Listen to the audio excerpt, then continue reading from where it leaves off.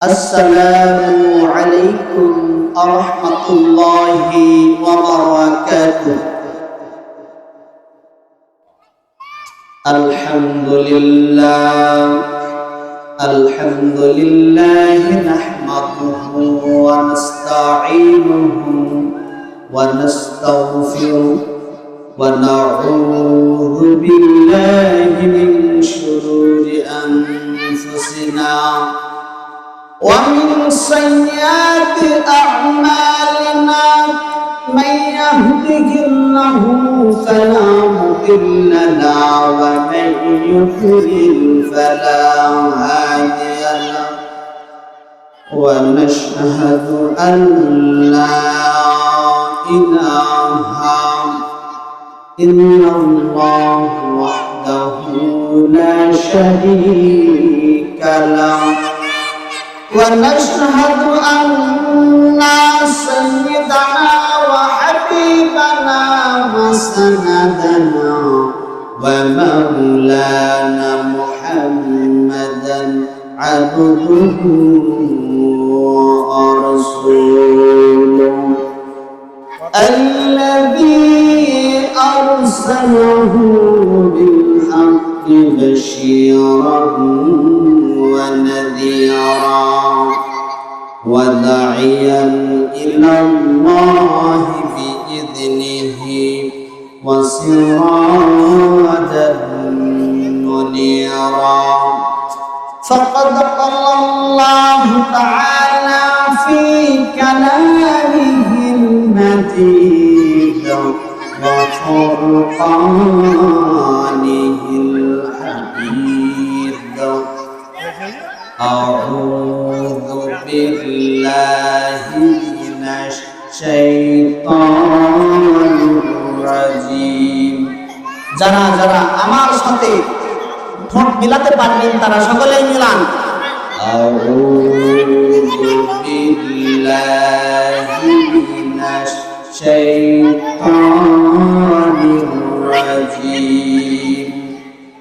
বিসমিল্লাহির রাহমানির রাহিম। আলিফ লাম রা। কিতাবুন আনজালনাহু ইলাইকা লিতুখরিজান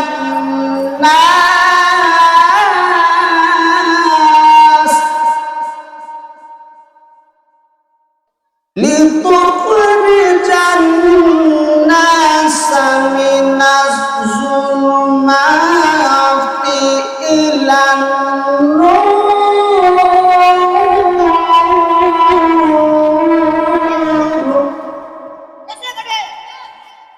من الظلمات إلى النور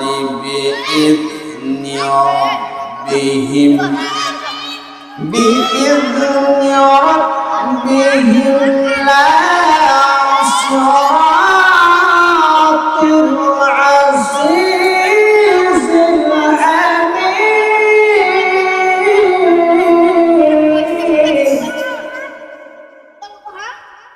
بسم الله الرحمن الرحيم.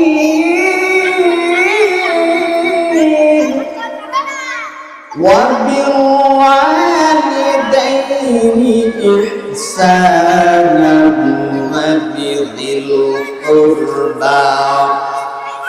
وبذي القربى واليتامى والمساكين والجار ذي القربى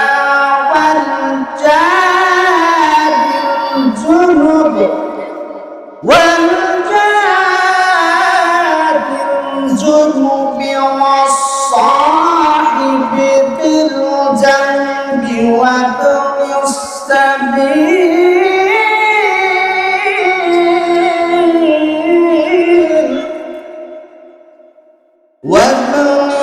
السبيل وما ملكت أيمانكم إن الله لا يحب من كان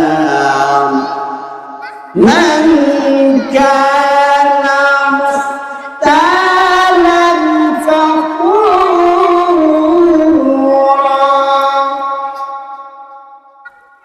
وقال رسول الله صلى الله عليه وسلم تركت فيكم أمرين لن تضلوا ما تمسكتم بهما كتاب الله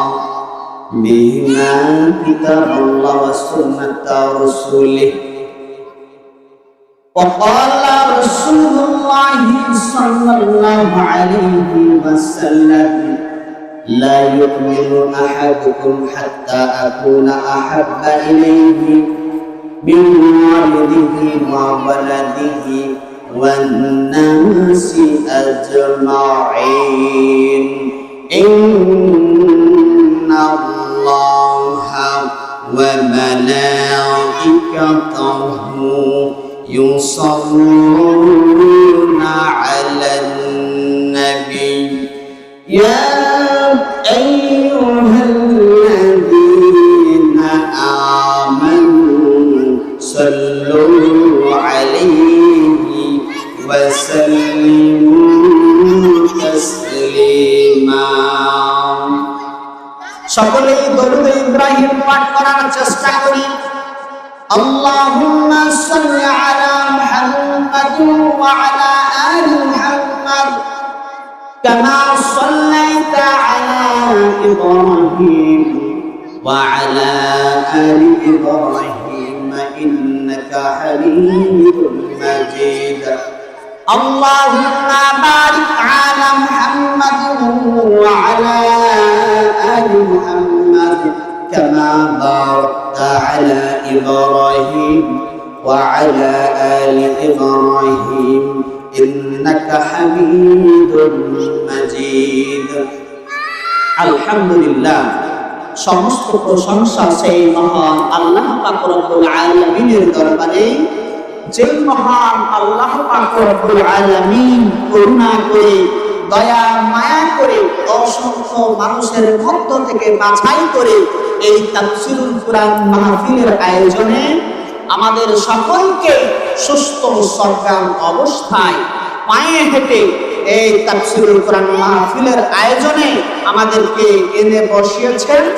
সেই মহান মনিবের প্রতি শত কোটি শুকরিয়া জ্ঞাপন করছি। সকলে এই অন্তরের স্থান থেকে সকলে আল্লাহর শুকরিয়া জ্ঞাপন করছি এবং খুশি হয়ে সকলে আদায় করছি আলহামদুলিল্লাহ।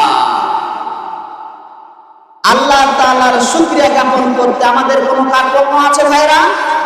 কোনো কার্পণ্য করা যাবে না, কারণ আল্লাহ তাআলার শুকরিয়া যত বেশি করব খুশি হবেন কে? আল্লাহ রাব্বুল আলামিন খুশি হবেন। তাহলে আবারও আমরা জোরে সোরে মুখ দিয়ে ঠোঁট দিয়ে উচ্চারণ করি, সকলে বলছি আলহামদুলিল্লাহ। আজকের আলোচনা আমি সংক্ষিপ্ত বিবরণের চেষ্টা করব, আপনাদেরকে অল্প সময়ের মধ্যে ছেড়ে দেব, আপনাদেরকে ডিস্টার্ব করব না, আপনাদেরকে অল্প সময়ের জন্য আমি কষ্ট দেব।